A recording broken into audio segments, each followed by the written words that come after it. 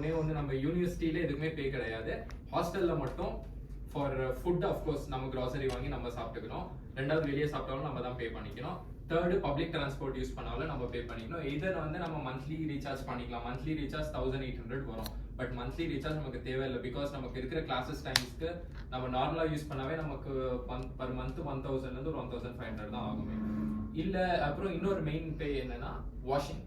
So washing machine வந்து ஹாஸ்டல்ல எல்லா ஹாஸ்டல்லையுமே அவைலபிலிட்டி இருக்கு.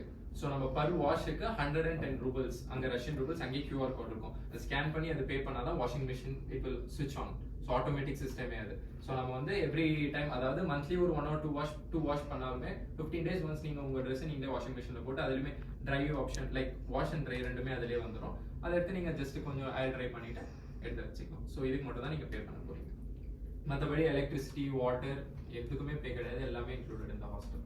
இங்கேருந்து போகிறாங்களா சார் ஹாஸ்டலில் தங்கும்பொழுது இந்தியன்ஸ் கூட ரூம்ல இருப்பாங்களா இல்ல வேற எங்க இருந்து வரவங்க அந்த ஹாஸ்டல்ல? Roommates will be Indians but floor mates will be foreigners also, like mixed இருப்பாங்க. பட் மோஸ்ட்லி வந்து பாத்தீங்கன்னா நமக்கு இப்போ கசான் ஸ்டேட் மெடிக்கல் யூனிவர்சிட்டியே ஒரு 3 ஹாஸ்டல் இருக்கு, இந்தியன்ஸ் தங்கி இருக்க ஹாஸ்டல். அதுல வந்து சில ஹாஸ்டல்ல வந்து பாத்தீங்கன்னா உங்களுக்கு ஃபாரினர்ஸ் மிக்ஸ்டு இருக்காங்க. அந்த ஃப்ளோர் இப்போ ஒரு ஃப்ளோர் ஒரு 8 ரூம்னா அதுல ஒரு 4 ரூம் இந்தியன்ஸ், 4 ரூம் வேற லைக் ஆப்பிரிக்கன்ஸ், இந்த சவுத் அமெரிக்கன்ஸ், இந்த மாதிரி மிக்ஸ்டு இருப்பாங்க. இப்போ அதே சில ஹாஸ்டல்ல ரூம் ஃபுல்லாவே இந்தியன்ஸ், அது ஃப்ளோர் ஃபுல்லாவே இந்தியன்ஸ் இருப்பாங்க. பட் ரூம்மேட்டை பொறுத்த வரைக்கும் கண்டிப்பா இந்தியன்ஸ் மட்டும் தான் போடும். அப்படி திடீர்னு ஏதாச்சும் ஒரு ஃபாரினர் போட்டாலுமே அவங்களுக்கு ஓகேனா தே கேன் ஸ்டே. அவங்களுக்கு இல்லை எங்களுக்கு ஃபாரினர் வேணா எங்களுக்கு இந்தியன் தான் வேணும்னா அது சேஞ்ச் வரும். இந்த ஆப்ஷன்ஸ் இருக்காங்க. இங்கேருந்து கொண்டு போயிருந்த பேட்ச் வந்து அந்த ரூம்மேட்ஸ் வாங்கி சேம் பேட்சா இருக்குமா இல்ல? இப்போ வந்து ரூம்மேட்ஸ் பாத்தீங்கன்னா ஃபர்ஸ்ட் இயர்ல என்னால ரூம்மேட்ஸ் அவங்களுக்கு சொல்ல முடியாது. எதர் சீனியரா இருக்கலாம், இல்லைன்னா இப்போ ஃபார் எக்ஸாம்பிள் போகும்போது ஒரு ரூம் வேக்கண்டா இருக்கு, 3 ஷேரிங் ரூம்னா இங்க இருக்க 3 மெம்பர்ஸ் யாராவது 3 மெம்பர்ஸ் அங்க போகலாம். ஸோ வந்து இந்த ரூம் வேகன்சி வந்து நமக்கு செப்டம்பர்ல அங்க ஸ்டூடெண்ட் போகும்போது தான் தெரியுமே. ஏன்னா அந்த ஒரு வருஷம் இந்த 6 years பாஸ் அவுட் ஆகிட்டு போகும்போது if anyone want to change room அவங்க அப்ளிகேஷன் கொடுத்து அந்த ரூம் மாறிடுவாங்க. ஸோ அப்போ அந்த அட்மினிஸ்ட்ரேஷன் டிபார்ட்மெண்ட்கே கடைசியில தான் இன்ஃபர்மேஷன் வரும் இந்த ரூம்ல வேகன்சி இருக்குன்னு சொல்லி. ஸோ அப்படிதான் வந்து ஃபர்ஸ்ட் இயர்ல அலாட் ஆகும்.